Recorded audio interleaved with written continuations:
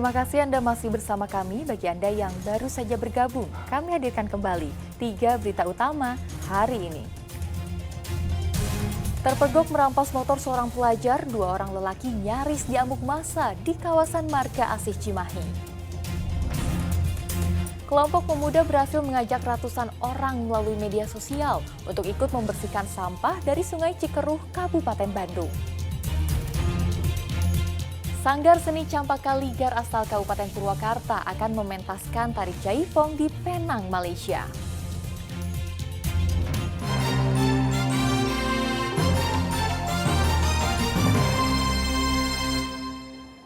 Kita ke informasi selanjutnya. Pemerintah Provinsi Jawa Barat siapkan upaya hukum serta kuasa hukum bagi Ridwan Kamil setelah sebelumnya kuasa hukum Panji Gumilang menggugat Gubernur Jawa Barat ke Pengadilan Negeri Bandung.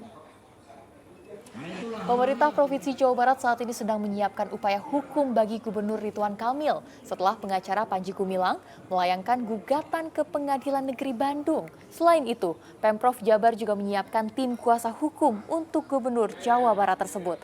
Namun saat ini pihak pemerintah Provinsi Jawa Barat masih belum mendapatkan salinan materi dari Pengadilan Negeri Bandung atas gugatan yang dilayangkan Panji Gumilang. Selain itu, Pemprov Jabar juga menunggu kepastian gugatan yang dilayangkan berbentuk personal atau terkait dengan kedudukan jabatan Ridwan Kamil sebagai gubernur.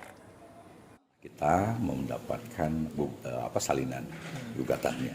Kita baru bisa tahu secara percis, termasuk hari ini kami belum bisa mendapatkan penegasan apakah yang digugatnya adalah seorang gubernur, artinya Ridwan Kamil sempurna dalam kedudukan sebagai gubernur, atau memang menunjuk secara personal Pak Ridwan Kamil. Nah, ini tentu menyebabkan juga nanti bisa berakhir lain. Tetapi tentu ini saya sendiri memposisikan nanti kita mendapat bagaimana arahan langsung dari beliau terhadap penanganan ini. Jadi apakah akan membentuk kuasa hukum tersendiri atau juga melibatkan kami.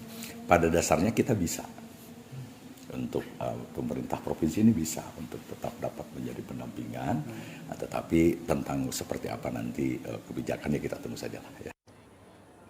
Komisi Penyiaran Indonesia Daerah atau KPID Jawa Barat bekerja sama dengan Universitas Katolik Parahyangan menggelar kuliah umum pendidikan Pancasila dengan tema peluang dan tantangan pemilu 2024 di era digital. Kegiatan ini dilakukan untuk memberikan pemahaman kepada pemilih pemula agar bijak menggunakan media sosial pada tahun politik. Tapi yang jelas, jelang pemilu 2024 mendatang, Komisi Penyiaran Indonesia Daerah Jawa Barat dan Universitas Katolik Parahyangan memberikan kuliah umum pemahaman menggunakan media sosial secara bijak pada tahun politik 2024 mendatang, serta memberikan pemahaman kepada mahasiswa yang mayoritas pemilih pemula untuk menjalankan politik bermartabat agar para mahasiswa memiliki bayangan untuk menentukan arah politik ke depan. Aktif di media sosial haruslah bertanggung jawab dengan menyaring informasi yang benar agar tidak terbawa hanya pada pertengkaran tanpa menilik substansi informasi yang diterima maupun disebarluaskan. artinya kan bahwa Gen Z dan generasi milenial gitu ya, saya bilang jarinya jangan lebih cepat dari otaknya, otak berpikir maksudnya ya.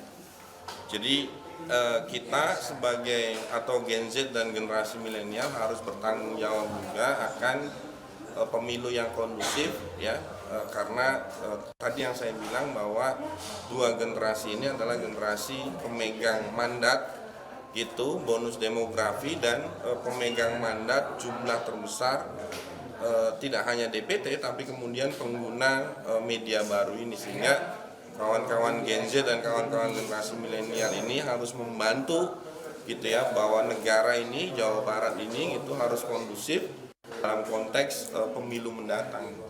Seminar juga dilakukan KPID Jawa Barat untuk ikut serta mengawasi dan meminimalisir konten-konten negatif, hoax, dan tidak substansial yang bisa mengganggu kerukunan antar elemen masyarakat di Jawa Barat.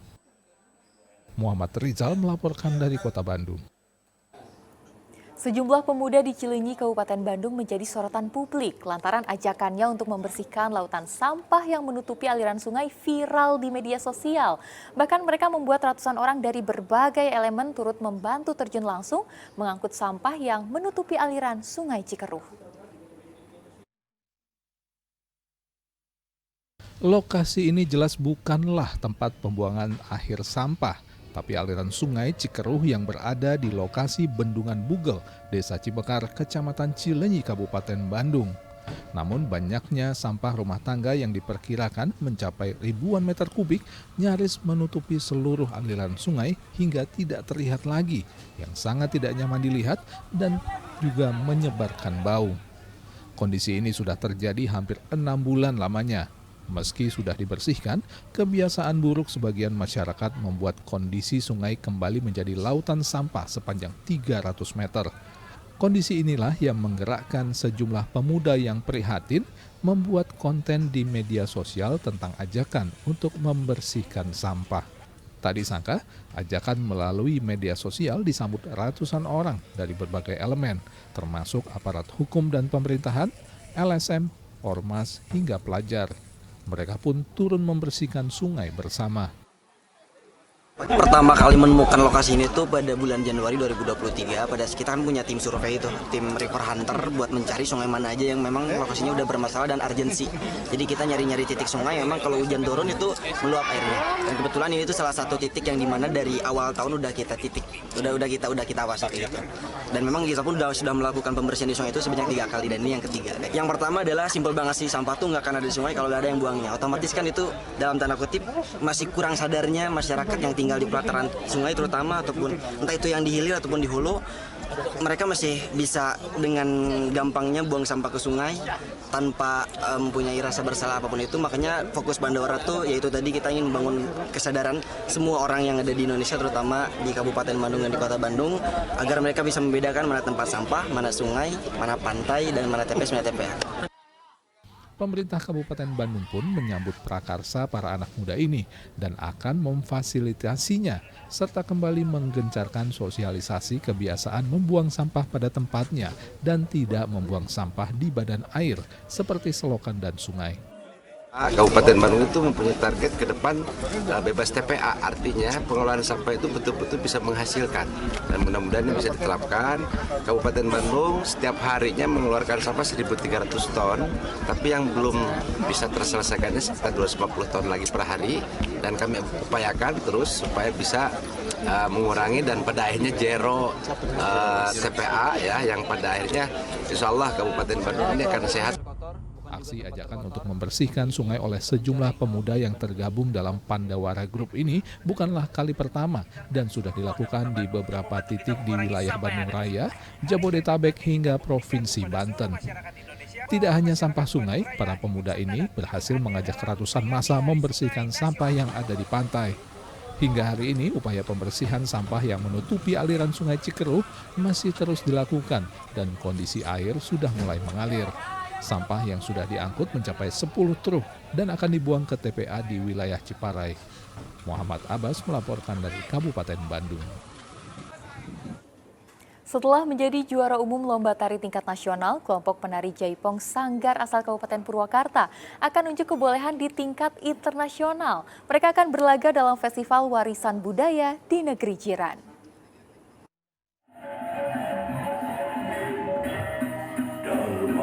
Seperti inilah pemanasan penari Jaipong yang siap beraksi di negeri jiran. Ya, sejumlah penari dari Sanggar Seni Campak Kaligar di Kecamatan Campaka, Kabupaten Purwakarta menjadi perwakilan Indonesia dalam Festival Warisan Budaya di Penang, Malaysia. Nantinya mereka akan menunjukkan kebolehannya dalam menari Jaipong, tarian pergaulan tradisional warga Sunda. Ada sejumlah kategori yang mereka ikuti. Ada 2 tunggal anak itu membawakan tari bentang ronggeng sama bentang panggung, dan tunggal dewasa atau remaja membawakan tari agni dan geboy kembang kilaras, dan untuk yang rampak membawakan tari citra resmi dan wangsit siliwangi. Kemudian ada juga tari yang kita bawakan bareng-bareng, yaitu tari sate marangi karena khas Purwakarta. Terpilihnya mereka sebagai perwakilan Indonesia setelah menjadi juara umum lomba nari tingkat nasional di Surabaya beberapa waktu yang lalu. Dan alhamdulillah saya dari Purwakarta mewakili Jabar mendapatkan 6 kejuaraan yang secara otomatis mendapatkan juara umum. Setelah dari itu kita para pemenang bertolak ke Malaysia sebagai delegasi Indonesia dalam acara Festival Warisan Budaya yang akan dilaksanakan di Penang, Malaysia mulai dari tanggal 28 sampai 31 Juli. Tentu kita berharap anak-anak bangsa ini bisa menunjukkan kepiawaian dalam berlenggak-lenggok ala Jaipongan sehingga bisa pulang dengan mengharumkan nama Indonesia. Zainal Arifin melaporkan dari Purwakarta.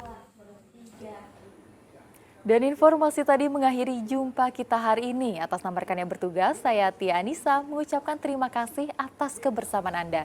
Selamat beraktivitas dan sampai jumpa.